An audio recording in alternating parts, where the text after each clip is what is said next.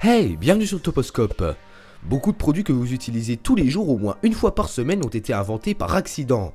En fait, certaines des innovations les plus précieuses du monde de la science, telles que la médecine, les objets du quotidien, sans parler des jouets préférés des enfants, étaient des sous-produits de la recherche des inventeurs pour créer quelque chose de complètement différent du résultat donné aujourd'hui. Numéro 1. Le micro-ondes.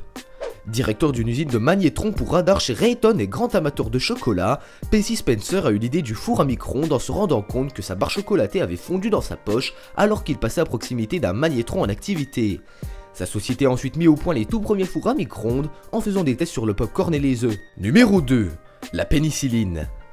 En revenant de vacances le 3 septembre 1928, le docteur Alexander Fleming retrouve dans son labo les boîtes de pétri où il faisait pousser des cultures de staphylocoque et se rend compte alors que ces boîtes sont envahies par des colonies de moisissures blanchâtres. Après analyse, il découvre qu'il s'agit de souches d'un champignon microscopique nommé le Penicillium notatum, sur lequel bossait son voisin de labo et décide ainsi de nettoyer ses boîtes. Mais en y jetant un coup d'œil, il se rend compte qu'il y a autour des moisissures une zone épargnée où aucun staphylocoque n'a poussé. Il émet alors l'hypothèse d'une substance antibactérienne sécrétée par le champignon qu'il baptise pénicilline. Numéro 3. Les cornets de crème glacée.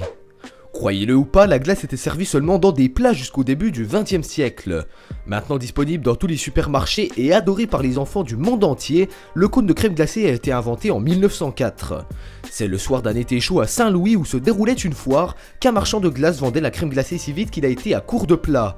Heureusement, le stand voisin avait du mal à vendre ses gaufrettes d'origine perse et c'est ainsi que le vendeur de crème glacée a eu l'idée d'emprunter les gaufrettes afin de les rouler en cône et de servir la glace dedans. C'est depuis ce jour que les cornets sont un vrai succès. Numéro 4. Les post-it. Employé des laboratoires de recherche de la marque 3M, Spencer Silver développe un peu par hasard en 1968 une invention qui ne semble pas servir à grand chose, à savoir une colle qui ne colle pas.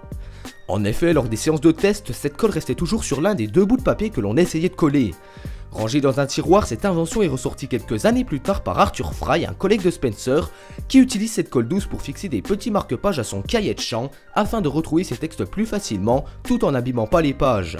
Les post-it notes seront ensuite commercialisés à la fin des années 70 et connaîtront évidemment un carton planétaire. Numéro 5. Le Viagra. Le sildenafil a été découvert par les laboratoires Pfizer et breveté en 1996.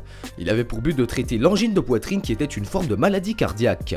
Lors des études cliniques, l'effet sur l'angine de poitrine n'était pas celui espéré, mais un des effets secondaires observés était qu'il provoquait une érection. Numéro 6. Le Coca-Cola. Accro à la morphine suite à un accident, un pharmacien d'Atlanta, John Stice Pemberton, met au point un nouveau médicament qui est une sorte de sirop désaltérant qui lui permettrait de décrocher peu à peu de la morphine. A l'époque baptisée French Vine, la boisson est alors un mélange d'extraits de noix de cola, de sucre, de caféine, de feuilles de coca et d'extraits végétaux. La boisson qui est mise en vente à la Soda Fountain de la Jacobs Pharmacy est encore relativement éloignée du coca que l'on connaît aujourd'hui, jusqu'au jour où un serveur a l'idée de diluer le sirop avec de l'eau gazeuse, ce qui donne naissance au Coca-Cola. La marque sera déposée au registre du commerce le 6 juin 1887 pour le plus grand bonheur de beaucoup de personnes aujourd'hui. Numéro 7. Le Nutella.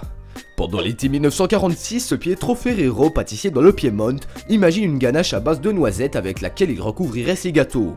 3 ans plus tard, alors qu'il fait une chaleur à crever dans le Piémont, Pietro refait sa ganache et la laisse reposer dans un coin de sa cuisine. Quelques heures plus tard, la ganache a fondu, mais surprise, c'est encore plus une tuerie que prévu. Son fils Michel Ferrero a alors l'idée de commercialiser cette pâte sous le nom de Super Crema, qui deviendra par la suite Nutella. Numéro 8. Play-Doh. Kyoto Projects crée et commercialise une pâte qui était destinée à nettoyer le papier peint. Malheureusement, la compagnie n'était pas en mesure de gagner beaucoup de profit. Lorsqu'ils s'apprêtaient à déclarer faillite, ils ont découvert que les enfants utilisaient leurs produits de nettoyage pour faire de l'artisanat et des décorations de Noël.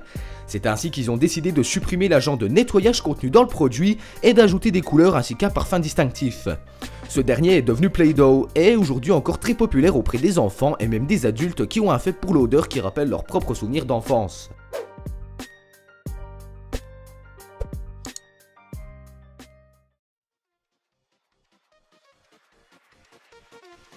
Cette vidéo touche à sa fin, dites-moi en commentaire quelle est l'invention que vous aimez le plus. Pour contribuer à la progression du Toposcope, il vous suffit de laisser un pouce bleu et de vous abonner, c'est simple et rapide.